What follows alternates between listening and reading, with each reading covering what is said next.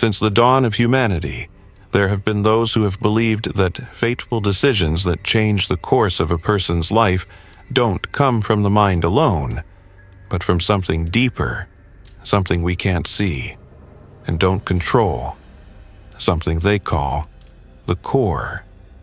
That moment when a father chooses not to board a plane, thus saving himself from a fatal accident.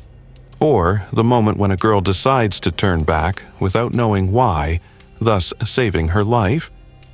Or the politician who reverses his decision to declare war in a blink of conscience without any logical justification. Sudden changes in human behavior. Unconscious. But they're not random. In a place far from the world's eyes, specifically underground, where satellite signals don't reach and devices don't pick up anything, there is a secret facility known as the Academy of Forgotten Souls. In this academy, students don't learn mathematics, physics, or philosophy. They learn only one thing: how to enter the core of a person and plant the decision. They say that every human core is like a crystal, transparent, fragile, yet central. Whoever touches it directs its owner. Whoever breaks it extinguishes them. Entrance to it is not through the body, but through the mind, pulse, and frequency. And even those who succeeded in entering did not leave as they entered. Iyad, a young man in his 20s, did not know that his application to join the academy was not in vain, but rather an extension of a larger plan. He thought he had come to seek answers about a painful past, but what awaited him was not the truth. Rather, a fateful choice. Will you be the one who plants the decision, or the one who is erased from the core forever?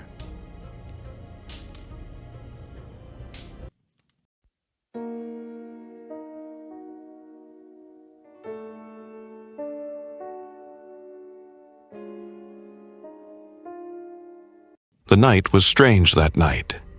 No wind, no dogs barking, no whispers from a window. Ayad was walking down a deserted street, clutching an unsigned letter. Just a single line etched in black ink. At 3:33, jump off the train before it enters the last tunnel. He might have thought it was a prank, but his heart, a thing broken since his brother disappeared 7 years earlier, didn't doubt it for a moment.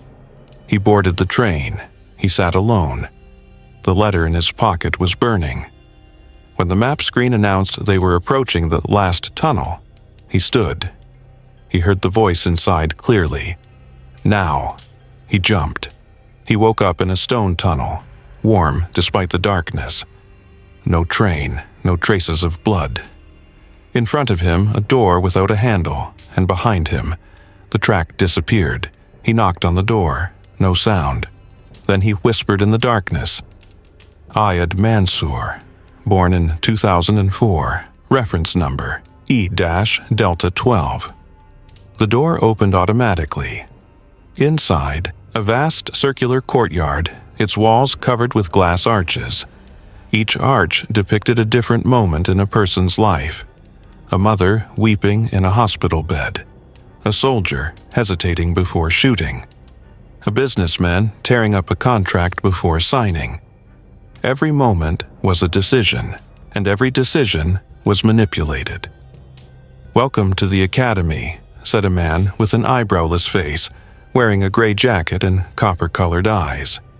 "I am the first supervisor. You will begin your training tomorrow." Training for what? To become a decision planter. On the first day, Ayad entered a white, shadowless room. They gave him a small device strapped to his chest that reads his heartbeat and monitors the undulations of his core. Then they introduced him to the first prototype. The core of a human being remorseful for betrayal. His mission, to enter and convince him to retract his confession. Not with words, but by planting a sense of futility in his heart. Iyad closed his eyes and began to dive. The core was a shattered place, like a broken glass planet. Inside it, every emotion had a shape. Regret, a pulsating blue light. Fear, red smoke rising. Honesty, a fragile crystal that wouldn't glow. He had to touch the blue feeling and replace it with the smoke of fear. He did it. When he emerged, he asked, "Is this what we're always going to do? Deprive people of their courage?" The supervisor replied, "We don't deprive them. We help them choose without pain." But Iyad felt something inside him crack, and then he remembered his brother's words one day. Sometimes the truth is the only thing that saves the soul, even if it shatters it. That night, Iyad opened a drawer in his room to find something he hadn't expected. An old notebook, written by his brother. The last line read, "I entered the academy before you. Beware the second door."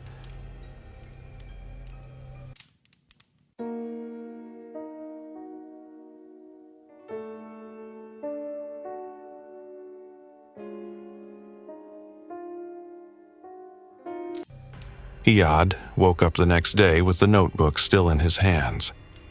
The ink was faded, the pages were worn, but every word his brother Nadim wrote was like a slap in the face. Every decision we plant steals something from us. The second door doesn't lead to a hall, but to the truth. Don't touch the inverted core, even if it calls you. Iyad now knew something he hadn't told anyone. His brother hadn't disappeared. He had disappeared here. Over the next few days, the training grew more difficult. It was no longer just a matter of planting a feeling. They were now entering more complex cores. The core of a murderer about to confess. The core of a girl contemplating suicide. The core of a mother who wanted to abandon her child. They were asked to manipulate without leaving a trace.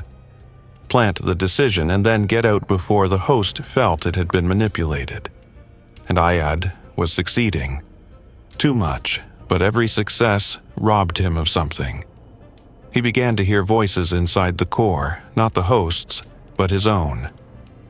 Why did you come in here? Do you really want to know?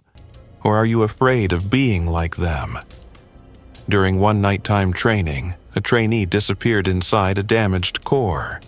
They said the wave of consciousness was broken, but Iyad heard more. He heard the trainee's voice warning of the second door. The voice came from an internal loudspeaker in the maintenance tunnel. The next day, Iyad pretended to be sick and asked for permission to descend to the underground clinic. Instead, he entered the secret tunnel where he found the voice echoing. At the end of the tunnel was a black door. Not metal, but organic, as if the wall breathed and contracted as he approached. He remembered his brother's words. "It doesn't open, it swallows." But Iyad didn't back down. As soon as he touched the door, he was pulled inside. But he didn't find himself in the core of a human being. Rather, he found himself in something deeper, the core of the system itself. He saw what shouldn't be seen, supervisors programming the decisions of entire crowds. Identity files not of individuals, but of countries. Equations showing how the will of an entire people can be overturned in an instant by implanting a nucleus of fake national sentiment in the minds of thousands at once.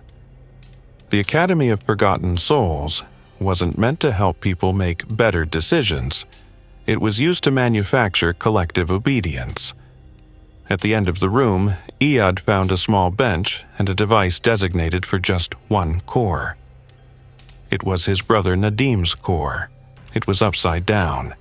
He tried to touch it, but a voice inside him shouted, "Don't touch me, unless you're prepared to lose your identity."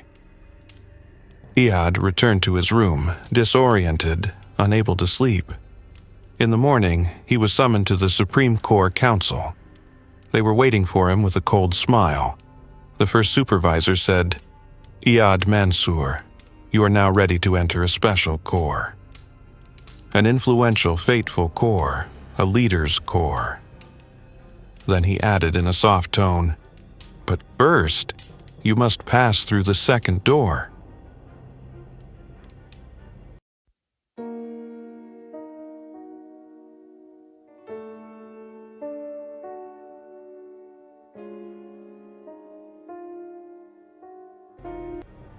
Iyad had no idea that reaching the second door would take him back to where it all began, and where so much ended.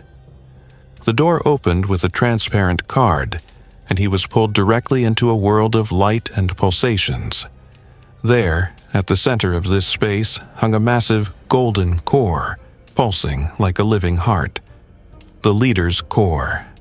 But what astonished him wasn't the crystal, but the body suspended beneath it, Nadim. His brother was suspended by wires like a human battery. Nadim said to him in a low voice, "I am the link. If I am released, the regime collapses. But I remain if you remain silent." Iyad, despite all the Academy's warnings, touched the core. Visions opened before him. Pivotal decisions, political changes, wars conducted remotely.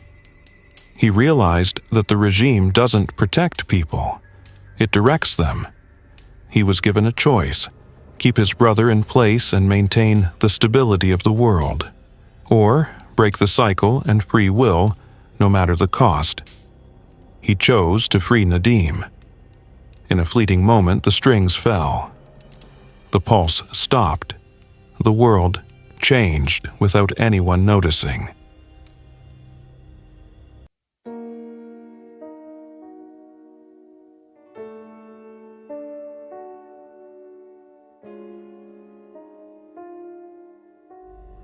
On a dull morning in a land without a name, two men wake up on a sandy beach with no clear memory.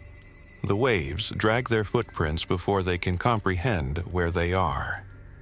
The older man turns to the younger, asking, "What is our name?" No answer. In the distance, a quiet city looms, pulsing with natural movement, as if its history had never been touched. No one knows that giant gears have been rearranged in the night, and that some entity has lost control of collective decision-making. A breeze blows, carrying a single piece of paper to the shore, wrapped in plastic and encoded in the language of the Academy. The younger man holds it, examines it, and then smiles, his source unknown.